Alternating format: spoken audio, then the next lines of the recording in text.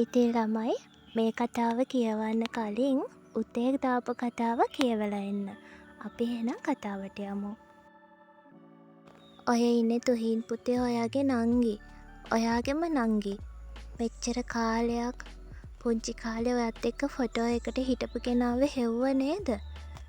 ඒ වෙන කවුරුවත් නෙමෙයි. අම්මගේ බණ්ඩි එකට උන්නු ඔයාගේ සහෝදරී. ඔයාලා දෙන්න නිවුන්නු පුතේ. තුහින්ට මේ සියල්ලම දෙසවන් තුළ පතිත වූයේ වෙනත් ලෝකයක සිට කිසිවෙකු පවසන්නාක් මෙනි. කෙදිනකවත් මෙවැනි අවස්ථාවකට මුහුණ දීමට සිදුවේවියැයි සිහිනකින්වත් නොසිතූ ඔහු උන්නේ කැළඹීමෙනි. මගෙම නංගි? එතකොට ඔයාලා කවුද මගේ? සියල්ල දැන උන් තෙරුණි උන්නේ සන්සුන්වය. නමුත් අද දිනේ සත්‍ය දැනගත් තුහීන්ට තමාව පාලනය කරගන්නටද නොහැකිය. කියන්නම් පුතේ කියන්නම්. ඔයා ඔහොම කලබල වෙනකොට මං කොහොමද ඇත්ත කියන්නේ? මොකද්දෝ අවාසනාවකට ඔය දෙන්නට පුංචි කාලෙම වෙන් වෙන්න වුණා පුතේ. එදා ඉඳන් ඔය දෙන්න හැදුන දෙපැත්තක. එහෙම හැදුන කියලා මගේ පුතාටවත් දුවටවත් අඩුපාඩුවක් වුණේ නෑනේ. හරිම කාලේ ආවාම තමයි ඔයාලා මේ හම්බෙලා තියෙන්නේ. ආයෙමත්. ජයෝදා පැවසුවේ නොසන්සුන්ව සිටින තුහීන්ටය. ඒ ඔහුට යමක් පවසා තේරුම් කරවන්නට හැකි නිසාය. ජයෝදාට කීකරු පුතෙකු වශයෙන් තුහීන් ඇයට අවනත වුණේ කිසිදු ප්‍රශ්න කිරීමකින් තොරවමය. තුහීන් සහ තෙරුණි එකිනෙකා වැළඳගෙන උන්නේ බොහෝ වේලාවක්ය. අනතුරුව තුහීන් පරම සහෝදරියව පපුතුරින් මෑත් කර ඒ දෙනෙත්වලට එපීගෙන උන්නේ ඈ දෑස්වල ලියවී ඇති දෑ කියවන්නට මෙන්ය. දෛවයත් පුදුමාකාරය. හිමිවීම් අහිමිවීම් මුණගැසීම් සිදු කරන්නේ නොසිතනා ආකාරයටය. මව්කුස තුළ ඇය හා තමා එකට වැටුණද මෙලොව එළිය දුටු පසු එකට ජීවත් වන්නට ලැබුණේ අවුරුද්දක් පමණ කාලයක්ය. එතැන් පටන් අවුරුදු 23ක්ම එකිනෙකා නොදැක ගෙවුණු කාලය විශාලය. මට මෙච්චර ලස්සන නංගි කෙනෙක් ඉන්නවා කියලා මං දැනගෙන හිටියේ නෑනේ. මං හිතාගෙන හිටියේ මට ඉන්නේ මේ මල්ලි මෝඩයා කියලා විතරයි. අම්මා ඔයාලා හරි නරකයි. ඇයි මගෙන් මෙහෙම දෙයක් හැංගුවේ? ඔයාලා මගේ අත්තම්මයි අප්පච්චි නෙමෙයිද? මේ පටලැවිල්ල මොකක්ද අම්මා? මමත් හිතාගෙන හිටියේ මට ඉන්නේ නංගි මල්ලි කියලා. එයාලා මාව රවට්ටලා අයියේ. ඔයා දන්නේ නැති වුණාට මං පුංචි කාලේ හිතන් හිටියේ හරි බයෙන්. වීදිය බණ්ඩාර වලව්ව කියන්නෙම අපායක්. දැන් මං ඉන්නවනේ ආගාව. ඒ අමාරු කාලේ ගෙවා ගත්තනේ කොහොම හරි. දැන් ඔයා හුස්ම හත් වෙලා ඉන්නවා. දැන් මගේ නංගිට ඕනි දෙයකට මං ඉන්නවා. ඔයාට දෙයක් කියන්නද? ඔහු වසන්නේ ඇගේ කොපුල් දෙහතට සිර කරගෙනය. උන්නේද දැස් අයාය. ඒ දිනෙත් දිලිසෙන්නේ සතුට වැඩිකමටය. තුහීන්ගේ මුහුණ දෙස බැලූ ඇය මොකක්ද කියන්න හදන්නේ අයියේ? අනේ මං ඔයාගේ නංගි නෙමේ නං කියලා කියන්න එපා.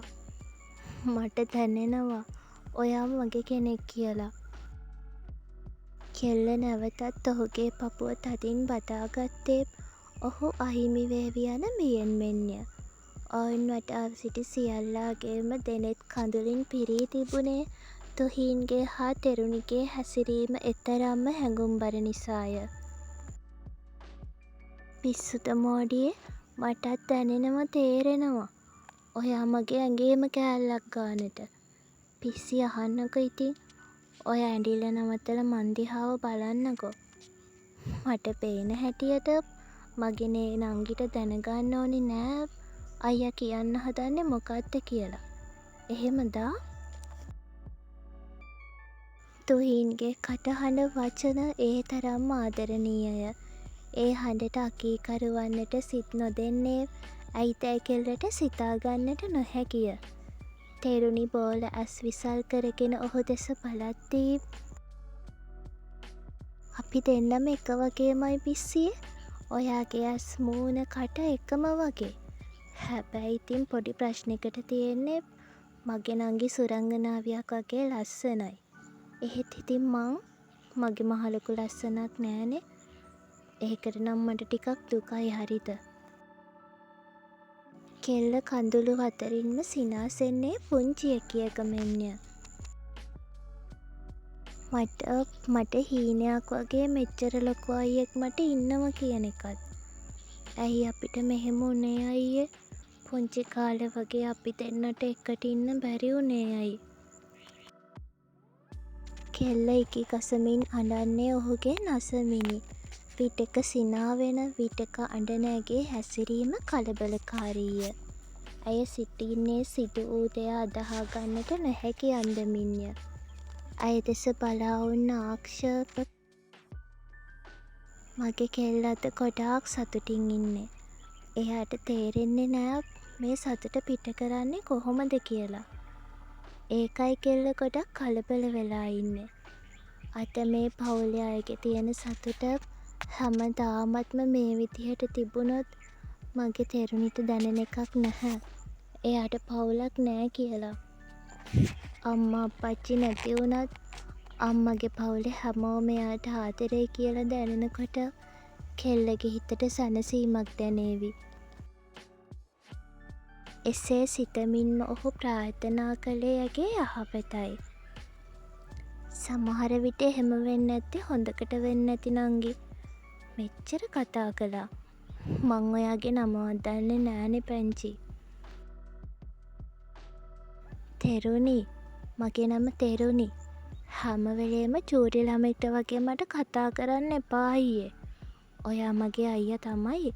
ඒත් ඒ විනාඩි 2-3 වෙනසක් නිසා. කෙල්ල පවසන්නේ මුහුණ අඳුරු කරගෙනය. ඒ ඔහු සමග අමනාපයෙන් මෙනි. හරියට හරි. දැනුයි මට තේරුණේ ඔයා මගේ නංගි කියලා. මොකද ඔය නංගිලා කියන ජාතිය අයියලත් එක්ක රණ්ඩු වෙන්නමනේ බලාගෙන ඉන්නේ. මගේ නංගි කියලත් වෙනසක් නෑනේ ඉතින්. ඒකිත් කෙල්ලෙක්නේ. තුහින් පවසන්නේ තරමක් නොසන්සුන්ව සිටින තෙරුණිව යථා තත්ත්වයට ගන්නටය. ඇගේ සිතැඟි හඳුනා ගන්නට හැකි වූ නිසාම තුහින් ඊට ගැළපෙන පරිදි හැසිරෙන්නට වග බලා ගත්තේය. ඔවුන් උන්නේ එකිනෙකා වැළඳගෙන බොහෝ වේලාවක්ය. තෙරුණි පුතේ අයියා එක්ක කතා කරන්න. අපිට ඕනි තරම් වෙලා තියෙනවනේ. අපි තේ ටිකක් බීලා ඉමු නේද? මගේ දුවට නම් අයියා හම්බ වුණ නිසා බඩගින්නකුත් නැතුව ඇති. ජයෝදා කෙල්ලගේ හිසප් අතගාමින් පවසද්දී ඇය ඔයා මගේ අම්මගේ කවුද? මට ඔයාව දැක්කම පේන්නේ අර ෆොටෝවල ඉන්න මගේ අම්මවමයි. කෙල්ල ඇසුවේ විසල් කරගත් දෙනෙතින් යුතුවය. මං ඔයාගේ අම්මගේ අක්කා පුතේ. නෑකමට ඔයාගේ ලොකු අම්මා. එතකොට මේ ඉන්නේ මගේ මහත්තයා. ඒ කියන්නේ ඔයාගේ ලොකු තාත්තා. එතකොට මෙයා තමයි ඔයාගේ අම්මගේ මගේ අම්මා. ආන් අතන ඉන්නේ මගේ පොඩි පුතා චේතක. ජයෝදා එසේ පවසද්දී දුක හිතුනේ තුහීන්ටය. එතකොට ඔයත් මගේ ලොකු අම්මද? එහෙම වෙලත් කොහොමද අම්මෙක් තරමටම මට ආදරේ දුන්නේ? එහෙම තමයි පුතේ. කිසිම වෙනසක් නෑ. ඔයාව මේ ගෙදරට ගෙනාපු දවසේ තමයි මායි අප්පච්චි දරු සුරතල් බලන්න ගත්තේ. ඔයා මගේ ලොකු පුතා. ඒක කවදාවත්ම වෙනස් වෙන්නේ නෑ. ජයෝදා පැවසුවේ තුහීන්ගේ හිස අතගාමිනි. තවත් නම් මට ඉවසන්න බෑ අම්මා. ඇත්තටම අපි දෙන්නගේ අම්මට මොකද වුනේ? ඔය කියන විදිහට වීථිය බණ්ඩාර වලව්වේ උන්න මගේ අම්මට මොකද වුනේ? හරියටම මොකද වුනේ කියලා අදටවත් අපි දන්නේ නෑ පුතේ. ඒ කාලේ හැටියට මේ වගේ පවුල් දෙකක් අතර කසාදයක් සිද්ධ වෙන එක සමාජෙ පිළිගැනීමක් තිබුණ දෙයක්. එහෙ වලව්වේ අයගේ කියන්න තරම් නරකක් නොතිබුණ නිසා මං මගේ බාල කෙල්ල ඉන්දුමතීව සේනකට බන්දලා දුන්නේ බලාපොරොත්තු ගොඩාක් තියාගෙන. එයාලා සතුටින් හිටිය පුතේ. ඔයාලා දෙන්නත් ලැබුණා. එහෙ අම්මලා අප්පච්චිලත් ගොඩාක් සතුටින් හිටියේ. ඒත් අන්තිමේදී ගෙදර වැඩ කරන කොලුවෙක් පණිවිඩයක් අරගෙන ආවා ඉන්දුමතීට මීයුන හැදිලා නැති වෙලා කියලා. අසනීප වුණ ගමන්වත් එයාලා කිව්වේ නැද්ද අත්තම්මේ මොකුත්? මීයුන කියන්නේ හාට් ඇටෑක් එකක් වගේ දෙයක් නෙමෙයිනේ. නෑ පුතේ. ඕක තමයි අපිට ඒ වලව්වෙන් ආපු අන්තිම පණිවිඩය. ඊට පස්සේ මොකද වුනේ අම්මා? මොනා වෙන්නද පුතේ? අපි යනකොට ඔයාගේ අම්මා නොඑන ගමන් ගිහින් ඔයාලා දෙන්නත් අඬ අඬ ඉන්නවා. ඒ අම්මගේ උණුහුම හොය හොය.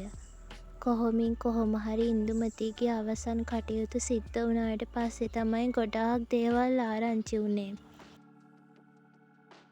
ඒවත් ගමේ මිනිස්සුන්ගෙන් බලෙන් වගේ සීය අහගත්තේ. ඒ මොනාද අත්තම්මේ? ඔයාලා දෙන්නගේ අප්පච්චි සේනක වීදිය බණ්ඩාරට අනියම් සම්බන්ධයක් තිබිලා තියෙනවා. ඒ නිසා මගේ පොඩි දුව ඉන්දුමතී ඒ වලව් ඇතුලේ ගොඩාක් විඳවලා. දරුවා ලැබුණට පස්සේ පිස්සු හැදෙන්නේ නැතුව යන්තමින් ගොඩ ඇවිත් තියෙන්නේ ඉන්දුමතී. හිතේ තියෙන හැම දුකක්ම විඳගෙන ඔයාලා දෙන්න වෙනුවෙන්මයි ඉන්දුමතී ඒ වලව්වේ ඉන්න හිත හදාගෙන තියෙන්නේ. පව් අත්තම්මා මගේ අම්මා. ඔව් අයියේ. ඒ වලව්වේ ඉන්නේ හිතක් පපුවක් නැති මිනිස්සු. වගේම අප්පච්චි වෙලත් ඒ මිනිස්සයා මට සැලකුවේ පිට ළමෙක්ට ගානට. එහෙ ගෙදර අයගෙන් කොහොමත්ම මනුස්සකමක් බලාපොරොත්තු වෙන්න බෑ. තෙරුණිද ආවේගයෙන් කියාගෙන යන්නේ තම මවට සිදු වූ ඉරණම ගැන දුක් වෙමිනි. එතකොට අම්මා මම මෙහෙට ආවේ කොහොමද? නංගි එහෙ නැවතුනේ කොහොමද? ඉන්දුමතීගේ මරණය සැක වුණත් අපිට ඒ වෙනුවෙන් කරන්න දෙයක් තිබ්බේ නෑ පුතේ. අපේ වලව්වට වඩා ඒ වලව්වේ අයට කරන්න පුළුවන් දේවල් වැඩි. එයාලත් එක්ක හැප්පෙනවට වඩා අපිට ඕනෙ වුණේ ජීවත් වෙලා ඉන්න ඔයාලා දෙන්නව අපි ළඟට ගන්න. ඒත් එතනදිත් එයාලා කැමති වුණේ නෑ ඔයාලව අපිට දෙන්න.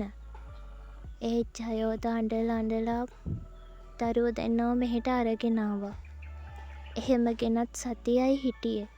අර නරුමයා ඇවිත් තෙරුණිව අරගෙන ගියා. ඒ අපිට නීති 1000ක් දාලා තර්ජනය කළා. එච්චර දෙයක් කළේ මගේ අප්පච්චි අත්තම්මේ. ඔව් පුතේ. එදායින් පස්සේ අපිට තෙරුණිව බලන්න තහනම්. ඒ කියපු පාර අද තමයි ඔයාගේ නංගිව දැක්කේ. එයා එහෙ හැදෙනකොට ඔයා මෙහෙ හැදුනා. ඔයාගේ අම්මා මේ ජයෝදා. ඒ කියන්නේ නෑකමට ලොකු අම්මා. එයත් එක්ක මගේ මිනිබිරිව බලාගෙන තියෙන්නේ මැගිලින්. හරි හිත හොඳ ගෑණි. ඉන්දුමතී මැරිලා අවුරුද්දක් යන්නත් කලින් සේනක එයාගේ හොරවාහිව වලව්වට අරගෙන ඇවිත් තිබුණා. ඒ පුංචි කෙළීව බලාගන්න කෙනෙක් නෑ කියලා. ඔන්න ඔහොම තමයි පුතේ ඒ කතාව. සේපාලි මැණිකේ එසේ පවසා දෑස් අග නගියන කඳුළු පිසදා ගත්තේ ඔවුන්ගෙන් මුහුණු සඟවා ගනිමිනි. ඉතින් ළමයි කතාව කියවලා ලයික් එකක් වගේම කමෙන්ට් එකකුත් දාගෙනම යන්න.